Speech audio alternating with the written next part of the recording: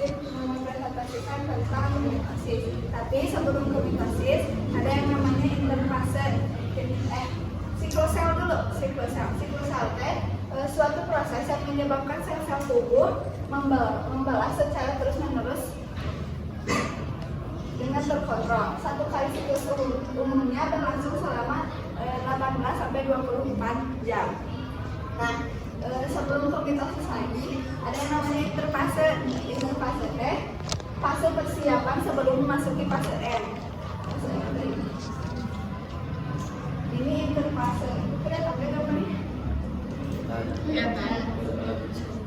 Nah, interfase teh berlangsung paling lama karena 90% waktu siklus sel dihabiskan untuk interfase. Interfase juga punya beberapa fase. Ada 3 fase. Fase G1, S sama G2. G1 itu bagian ini.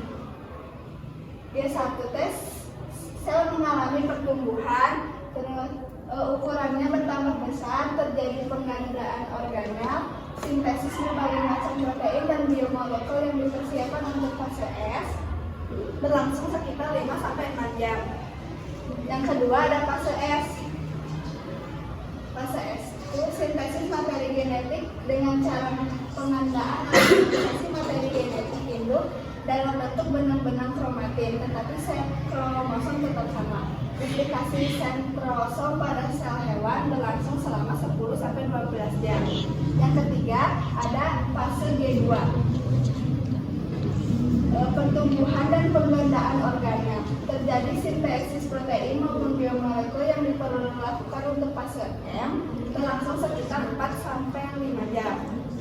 Nah, yang terus ada fase M. Fase M itu tersatu fase mitotik itu sesuai selnya, tergantung selnya. Kalau selnya sel tubuh itu disebutnya mitosis. Mitosis itu yang akan dibahas sama kita. Kalau yang selnya kelamin itu apa kalian? Mitosis yang akan dijelaskan kalian. Fase itu disebut juga fase ketika sel melakukan pembelahan, berlangsung sangat cepat, yaitu sekitar 1 jam, melibatkan beberapa proses pembelahan mitosis. Ada sitokinesis itu pembelahan. Terus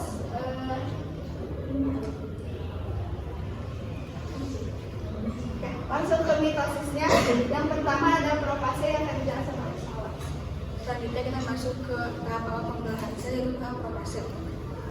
Pada awal profase, sentrosom mengalami replikasi dan sehingga menghasilkan 2 sentrosom.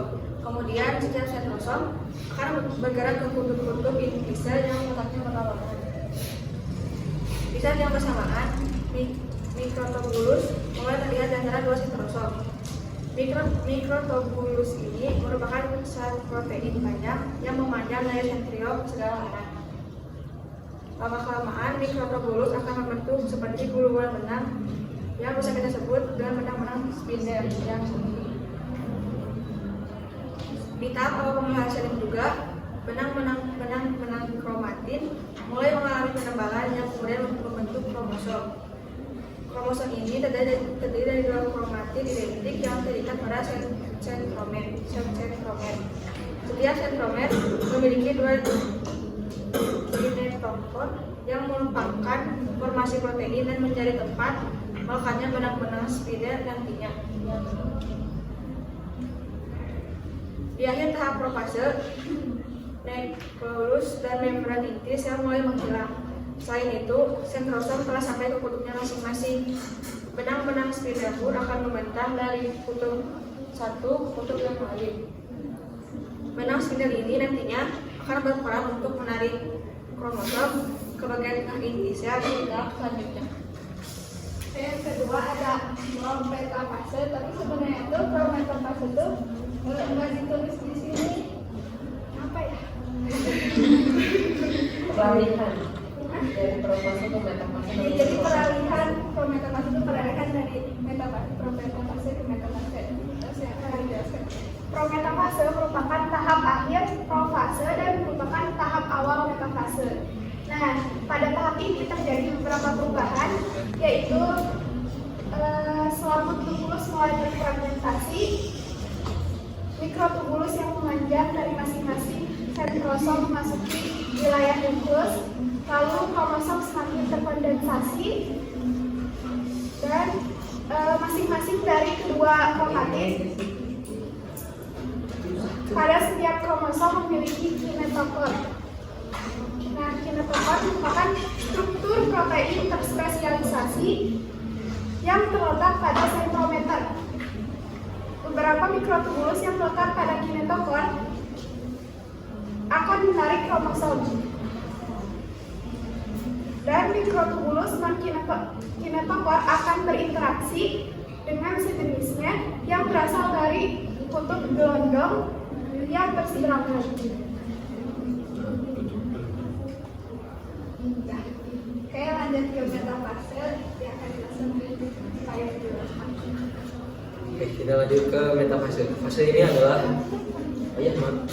fase ini adalah fase yang paling mudah untuk menghitung banyaknya kromosom dan mempelajari morfologinya.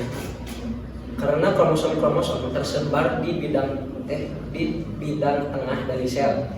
Hal ini terjadi karena pada fase ini sentromer dari kromosom-kromosom double longitudinal terletak di bidang ekuator dari sel. Pada metafase, kromosom menyusun diri secara acak pada satu bidang ekuator atau tengah-tengah sel. Pada awal fase ini, membran nukleus dan nukleolus lenyap. Sentromer, suatu daerah vital bagi pergerakan kromosom, melekat pada serabut gelendong yang bertanggung jawab terhadap arah pembelahan kromosom selama pembelahan. Metafase dicirikan oleh barisan kromosom yang amat rapih sepanjang bidang ekuatorial. Pada tahapan ini sedikit terlihat adanya gambaran benang-benang spindelnya. Pada tahap ini, kromosom atau kromatid mudah diamati atau dipelajari. Mudahnya setiap kromosom yang terdiri dari sepasang kromatida menuju ke tengah sel dan berkumpul pada bidang pembelahan atau bidang ekuator dan menggantung pada serat gelendong melalui sentromer atau kinetokor.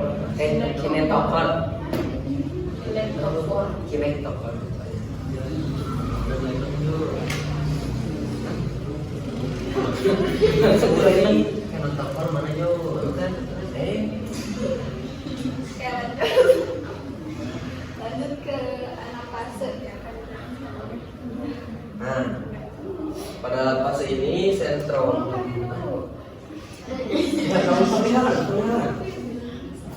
Anafase. Nah, pada fase ini sentromer membelah dan kedua buah kromatin memisahkan diri. Ya, ini terpisahkan. Tuh, misah. Yang asalnya Jadi dari sejalan jadi tidak sejalan ya. Nah, ini kita jadi memisahkan diri dan bergerak menuju kutub sel dari spindel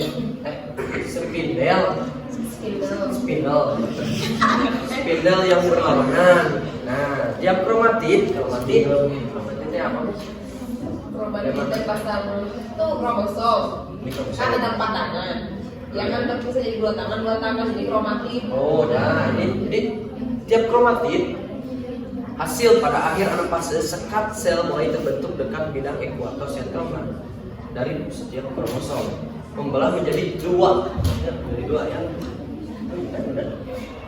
Menjadi 2 dengan masing-masing satu kromatida. 1, 2. Kemudian setiap kromatida berpisah dengan pasangannya tuh. Nah, asalnya sepasang. Nah, setelah memasuki anafase dia berpisah sesuai dengan pasangannya, ya. Dan menuju ke kutub yang berlawanan. Si dia ke sini, si ini ke sini, jadi berlawanan. Pada akhir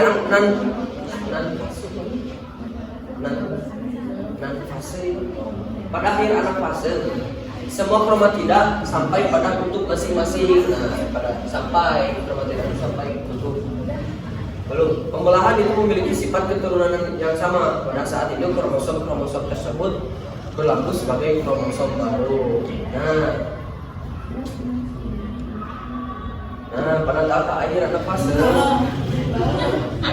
Selain itu, sintokinesis juga mulai terjadi. Nah, apa yang tahu? Apa ada yang tahu? Sintokinesis. Sintokinesis. Pembelahan. Sitokinesis merupakan fase pembelahan atau pemisahan sitoplasma, organel, dan membran seluler. Pembelahan ini dimulai dari luar sel, membran sel, membran. Oh ini membran sel merupakan menuju ke bagian tengah sel sehingga akan menghasilkan sel yang disebut sel panas. Terakhir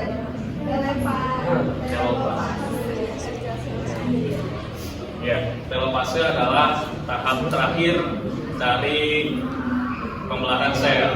Berakhirnya atau berhentinya pembelahan sel ditandai dengan adanya dekondensasi kromosom yang menjadi benang-benang kromatid dan membentuk membran inti kembali.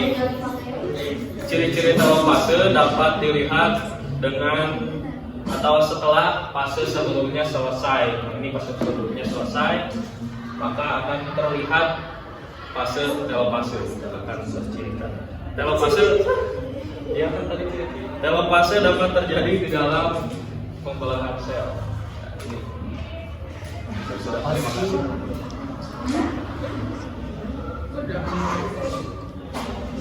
Pertanyaan. Oh ya, kalau ada yang mau ditanyakan, ini jelaskan tuh kan ini tadinya ulang gerak. Nah, itu dari Yes.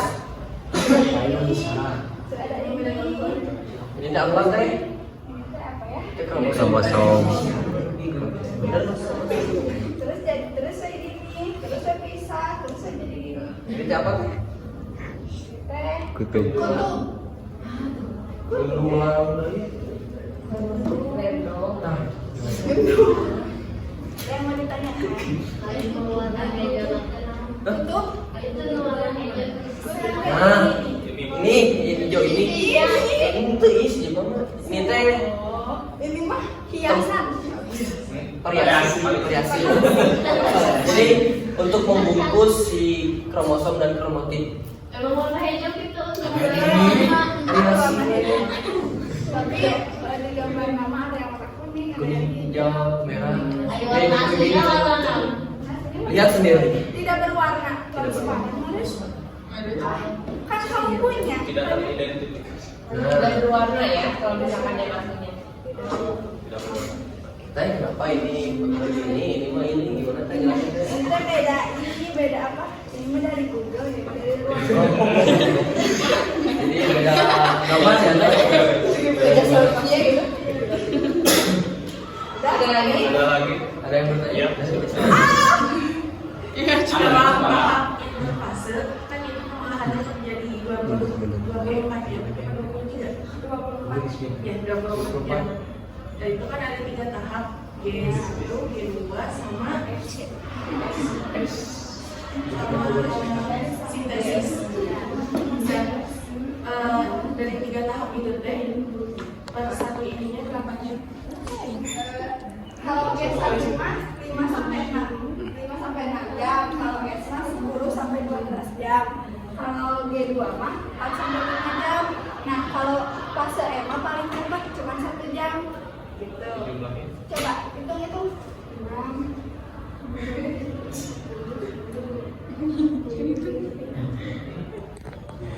6 ditambah 5, 11 tambah 12, 23. Ditambah 1, 4.